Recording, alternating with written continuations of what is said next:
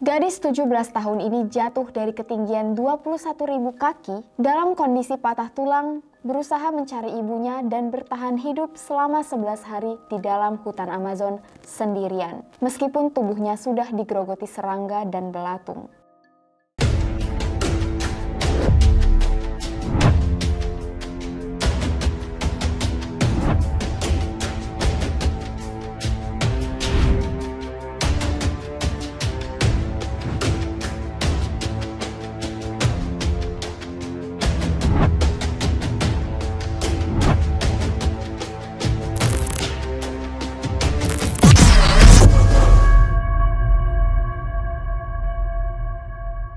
Apa kabar kalian semua? Gua Amira. Kali ini akan menceritakan kisah Juliana Kapka yang menjadi satu-satunya korban kecelakaan pesawat yang selamat. Kalau kalian penonton setia Ruang Gelap, thank you so much, I adore you all. Dan kalau kalian baru di channel ini, welcome to Ruang Gelap.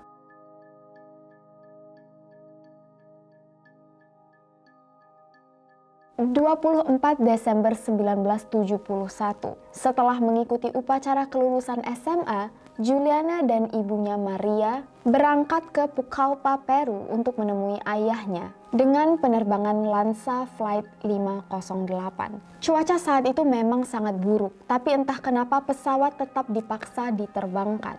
Saat pesawat lepas landas, gemuruh petir di mana-mana. Para penumpang mulai ketakutan, namun Juliana tetap tenang dan menggenggam tangan ibunya. Sayangnya, ketakutan terbesar benar-benar terjadi. Petir menyambar badan pesawat yang membuat pesawat terpecah dan jatuh dari ketinggian 21.000 kaki. Juliana dan ibunya masing-masing terbawa angin dan terpisah. Genggaman tangan mereka terlepas dan inilah kenangan terakhir Juliana tentang ibunya. Juliana jatuh terlindungi bangku pesawat. Untungnya Juliana menggunakan sabuk pengaman dengan erat.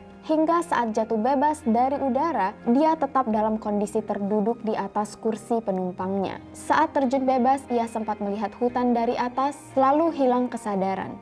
Namun saat ia kembali sadar lagi, dia sudah berada di dasar hutan Amazon. Namun akibat benturan yang ia alami, selama 20 jam dia ini dalam kondisi yang sadar dan tidak sadar. Besok harinya barulah Juliana benar-benar sadar dan bisa menggerakkan tubuhnya. Saat ia mengecek jam tangannya ini masih berfungsi dan menunjukkan pukul 9 pagi. Saat akhirnya sadar, Juliana ini langsung teringat dengan ibunya dan segera berusaha untuk mencari ibu atau penumpang lain yang juga selamat.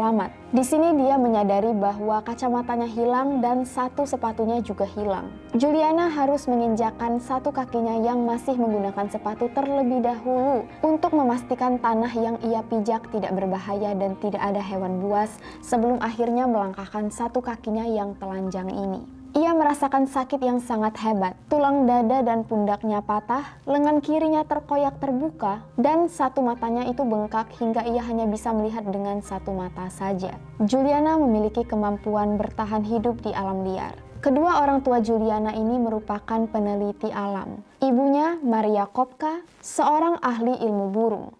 Sedangkan ayahnya, Hans Wilhelm Kopka, merupakan ahli hewan, burung, dan reptilia. Sehingga memang masa kecil Juliana Kopka ini biasa diajak bermain dengan orang tuanya di hutan. Saat Juliana mencari ibunya dan penumpang lainnya, ia melihat ada burung king vulture yang pernah diajarkan oleh kedua orang tuanya bahwa burung jenis ini memakan bangkai binatang yang busuk. Juliana segera mengikuti kumpulan burung-burung ini karena ia percaya mungkin burung ini memakan sisa-sisa jasad korban lain. Dan selama ia mengikuti burung, ia tidak lupa meninggalkan jejak agar kalau ia tersesat, ia bisa kembali. Sayangnya, penumpang yang ia temukan semuanya sudah tewas dan ia tidak bisa menemukan ibunya. Juliana sebenarnya melihat helikopter berterbangan di sekitar hutan, namun meskipun ia berusaha menjerit, helikopter tetap tidak bisa menemukannya. Namun Juliana tetap bertahan untuk hidup dengan meminum air dari dedaunan dan hanya berbekal sebungkus permen yang ia temukan. Ia hemat makan sedikit demi sedikit. Di hari keempat, tubuhnya dikerumuni serangga dan lukanya digerogoti oleh belatung. Juliana sudah sangat putus asa saat itu. Tapi harapannya kembali tumbuh saat ia menemukan anak sungai yang kecil. Dan dia ini ingat ayahnya pernah bilang kalau tersesat di hutan selalu ikuti sumber arah air. karena selalu ada kehidupan di dekat sumber air. Meskipun saat itu Juliana melihat beberapa buaya berenang di anak sungai, ia tidak takut karena ia tahu buaya jarang menyerang mangsa di dalam air. Juliana terus-terusan berjalan di dalam sungai sampai hari ke-9, ia akhirnya melihat sebuah perahu. Saat itu dia sudah putus asa dan mengira dia ini menghayal. Tapi waktu dia beneran bisa pegang perahunya, dia ini langsung punya semangat untuk kembali melanjutkan perjalanannya. Saat itu Juliana sudah tidak sanggup lagi berjalan, jadi dia merangkak naik ke atas daratan dan menemukan sebuah pondok kecil. Saat ia masuk ke dalam pondok, dia melihat ada sebotol bensin. Juliana lagi-lagi teringat bahwa ayahnya pernah menyiram luka anjing peliharaannya dengan minyak tanah. Dan dia langsung melihat ke arah luka di lengannya dan sadar bahwa banyak sekali belatung yang sudah menggerogoti luka ini. Jadi Juliana mengambil bensin dan menyiram lukanya dengan bensin ini. Ia mengatakan ia masih ingat rasa sakit dan pedih saat lukanya ini tersiram bensin, tapi ia juga bisa melihat belatung-belatung ini langsung berjatuhan.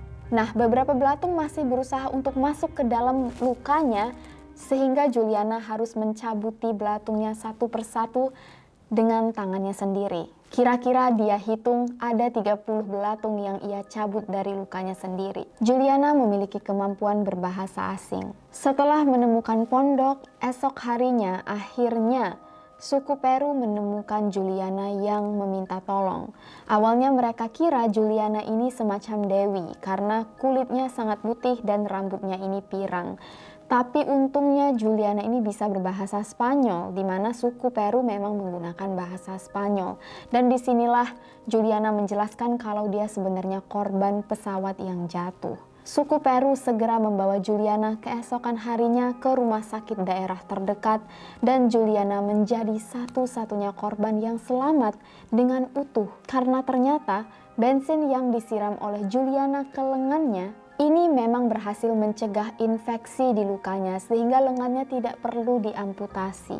Ayah Juliana yang menerima kabar bahwa Juliana selamat dan dalam keadaan yang utuh benar-benar tidak percaya dan sangat-sangat bahagia. Meskipun memang istrinya, ibu Juliana, Maria Kopalka, tidak berhasil diselamatkan dan tewas dalam tragedi itu. Hingga sekarang, kisah Juliana Kopka yang bertahan sendirian di hutan Amazon selama 11 hari setelah kecelakaan pesawat yang ia alami terjatuh dari ketinggian 21.000 kaki disebut sebagai mukjizat bagi orang-orang. Untuk lebih banyak cerita misteri, true crime, conspiracy, dan berita viral, Ruang Gelap akan berusaha untuk update setiap hari. Kalau kalian ingin request cerita, tulis di komen bawah dan subscribe agar kalian tidak ketinggalan. Nyalakan juga loncengnya. See you guys on the next video. Stay safe and stay alive.